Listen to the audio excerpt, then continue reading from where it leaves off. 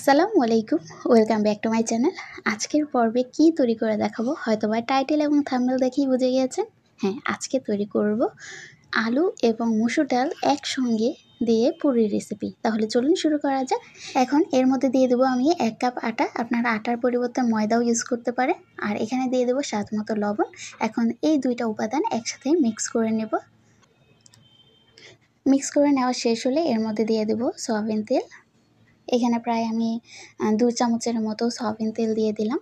এখন ভালো করে এটা মিক্স করে নেব যতক্ষণ না একটা মুষ্টি তৈরি করে নেওয়া যাচ্ছে।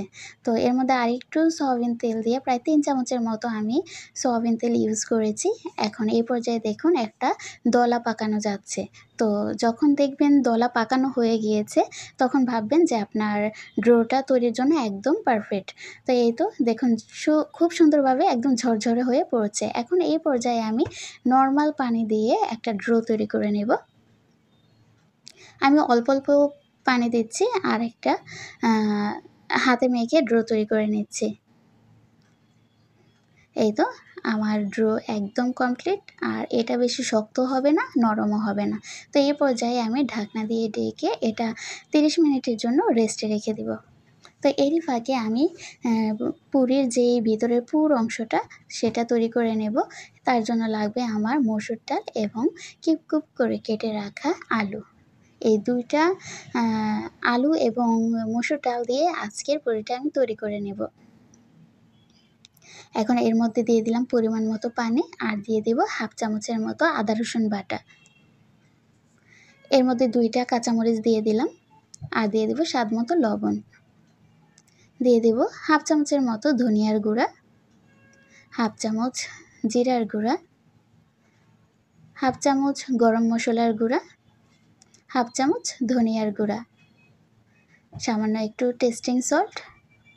এখন সব কিছু একসাথে ভালো করে মিক্স করে নেব। মিক্স করে নেওয়া শেষ হলে এটা ঢাকনা দিয়ে ঢেকে রান্না করে নেব।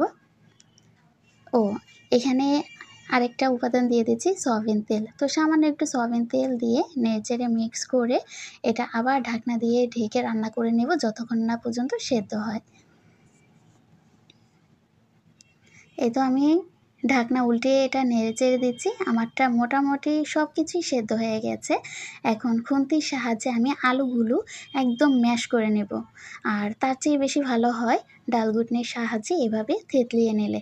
আর আলুগুলো অবশ্যই কিন্তু ভালো করে থেতলিয়ে নিতে হবে। না হয় যখন পুরির ভিতরে পুরটা ভরে নেওয়া হবে তখন কিন্তু ফেটে, ফেটে যাবে। তো ভালো করে আলুটা ম্যাশ করে নিতে হবে। এই তো দেখুন আমি নেড়েচেড়ে একদম পানিগুলো সব শুকিয়ে গেছে। এখন এই পর্যায়ে আমি ধনিয়া পাতা কুচি দিয়ে দিলাম। এটা এখন ভালো করে মিক্স করে আমি চুলা থেকে নামিয়ে ফেলব। এই তো আমার পুরটা একদম কমপ্লিট। তো আমার রান্না শেষ। এখন চলে যাব পরবর্তী স্টেপে।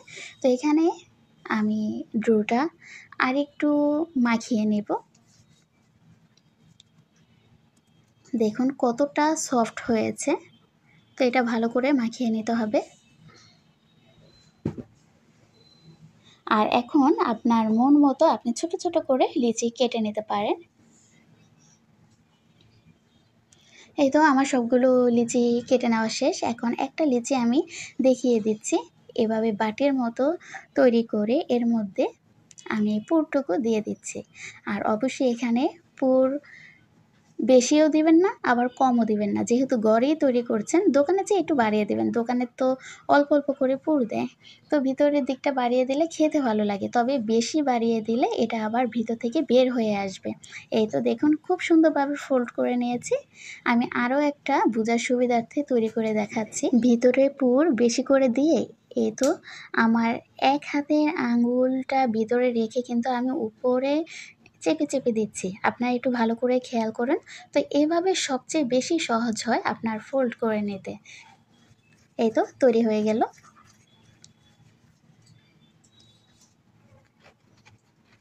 আর এভাবেও আপনি তৈরি করে নিতে পারেন।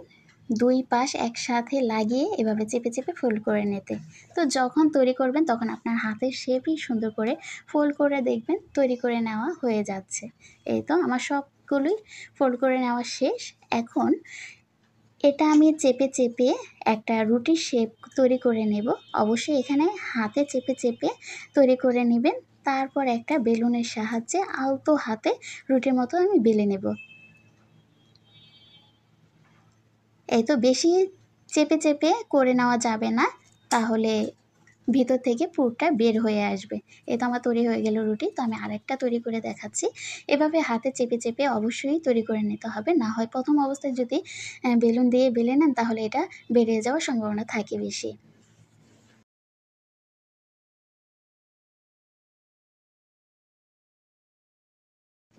আর এখন আমি ভেজে দেখাচ্ছি। তো চুলায় একটি ফ্রাই প্যান বসিয়ে তার মধ্যে সয়াবিন তেল বসিয়ে দিয়েছিলাম। তো তেলটা যখন গরম হয়ে আসবে তখন এই পর্যায়ে আমি পুরিটা দিয়ে দিচ্ছি। এই তো দেখুন, আর দেওয়ার সঙ্গে সঙ্গেই এভাবে উপরে তেলটা ছিটিয়ে ছিটিয়ে দেবেন। দেখতেই পাচ্ছেন কতটা সুন্দর, মাশাআল্লাহ ফুলে গিয়েছে। তো এভাবে চুলার আঁচ মিডিয়ামে রেখে খুব সুন্দরভাবে ভেজে নেবেন। যখন দেখবেন কালারটা একদম ব্রাউন হয়ে এসেছে তখন এই পর্যায়ে আমি চুলা থেকে নামিয়ে ফেলবো। আর এখানে একটা টিস্যু পেপারের উপর রেখে দিচ্ছি যাতে এক্সট্রা তেলগুলো চুষে নেয়।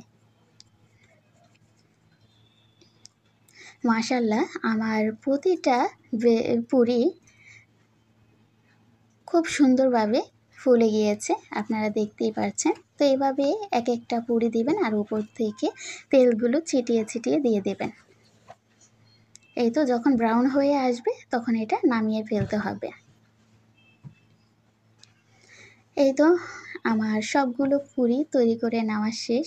দেখুন মাশাআল্লাহ, সবগুলো একদম ফুলকো ফুলকো হয়েছে আর দেখতেও কিন্তু অসাধারণ লাগছে আর খেতেও দারুণ হয়েছিল। তো আপনারা সেম প্রসেসে এভাবে তৈরি করে নিতে পারেন, ইনশাল্লাহ ভালো রেজাল্ট পাবেন।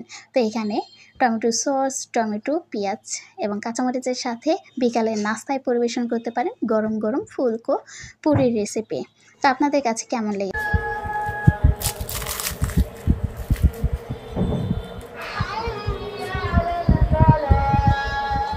আর এই তো আপনারা সাউন্ড দেখে হয়তো বুঝে গিয়েছেন এটা কতটা যে মচমচে হয়েছিল, আর খেতেও কিন্তু দারুণ হয়েছিল। আর ভিতরে দেখুন পুরটা, এই বাজারে কিনতে গেলে কিন্তু এরকম বেশি বেশি পুর পাবেন না। তো ঘরেই তৈরি করে খাবেন, ইনশাল্লাহ ভালো লাগবে।